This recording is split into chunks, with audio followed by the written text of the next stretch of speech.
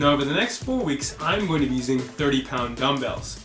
Now, you can find whatever weight works best for you by trying to, just pick it up and seeing, if you can maybe do 5 to 10 curls with it, maybe if you can kind of lift it up as you're doing like a shoulder press over your head a few times.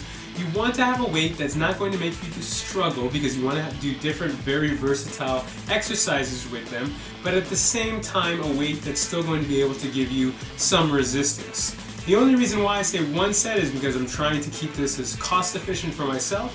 If you have a range of weights from like 2.5 pounds to 50 pounds, that's even better. So our legs are doing that, arms are doing that, and we're going to piece them together. So 1, 2, 3. And you can speed it up if you'd like. You can slow it down, get nice and wide. Do as many as you can in a row, as fast as you can to make sure your blood gets pumping and your heart gets racing, and you get that nice oxygen into your system. And then we'll be ready to start working out. Try and aim for 60. Alright, so the hammer curl just goes simply like this. 1, 2, 3, 4, I can do 2 together, 6, 8. So I'm just going to keep going for a couple more. Okay, I'm holding it nice and straight, as you can see. I'm trying to keep my shoulders back, and I'm trying to keep my hands and my feet apart around the same length. Okay, I'm holding it nice and straight and making sure that my body is pushing the strength only from my arms and not wibble wobbling or gut wrenching the weight up. So grab the weights. I can either hold them here, kind of rest them on my shoulders. I can hold them here, forward resting them on my shoulders, or I can hold them on my side. Now I'm just going to show you each one individually. So here we go. I remember my shoulders are back, and I'm going to go down to a half squat, not all the way down, just kind of train my body. First week I've done this in a long, long time. Okay, now I can show you holding it on my shoulders like this, all right?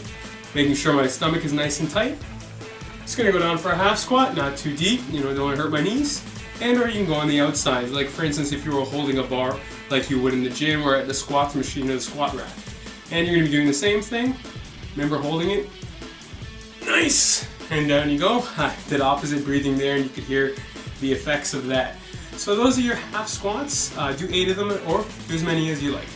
Fill your tummy with air and you're either going to look forward, look up, or look down, and you're going to shrug up. Now, as you're shrugging up, you're going to feel a little bit in your deltoid, but mainly your trapezoids, which kind of connects your neck up here. It's the upper part of your back. Okay, do these around 10 to 15 times. Now, you can do the front bar as well, which most people will end up doing, especially when you use heavier weights. And you're going to get a different sensation when you come up for the shrug. I'm going to look up now and do the shrug, and I'm feeling it more on the inside next to my neck, right? In the upper part of my shoulders and my neck. Now, instead of leaning forward, okay, I'm going to lean a little bit back as I'm doing the calf raises. Now we'll probably go for maybe 30 on this because there's a bit of weight. Before we were doing 60 in the 1950s videos, and this is obviously because we've added anywhere between I guess 10 to maybe 70 pounds with this. Oh, see, I nearly fell forward. That's because I wasn't holding the weights back. So now I'll just go from behind. You should be able to see. Again, same basic position, and again I'm holding the weights back as I'm lunging up, and this is really just to counterbalance my body. And as you can see, my calves are starting to get tight. Okay, for myself, I have a 30-pound weight here, and I just hold it, and I'm going to crunch up, nice and slow. Okay, I'm trying to keep my neck and back as straight as possible, and all this weight really is doing is just adding a little more resistance to the normal crunches that I would do. This is not a complete sit-up. If you want to do a complete sit-up, you might want to have someone with you to kind of step on your feet or hold your legs down, because the extra weight will probably throw your feet off. So these crunches will definitely help build up your shoulders as well as build up the top of your tummy and a little bit of your lower tummy as well, but you're definitely going to see some definition if you did this fairly often. Alright, so I'm kind of tired, I'm not going to lie. I haven't done weights in a long time. Alright, now we're going to do the weighted bicycle. Alright, now this is very simple. Just grab the weight, okay? Hold it, the same position you were for the crunches. Now what you're going to do is you're going to do a side-to-side motion now, okay?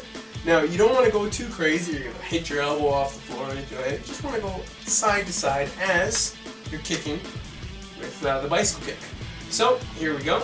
You can maybe do 30, and again, you don't want to smash your knees off the weight either.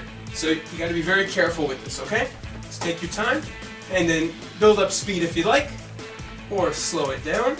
Build up a lot of those abdominal muscles in there as well, especially the lower ones. The slower you go, the more you're going to feel it in the bottom ones. So here we go.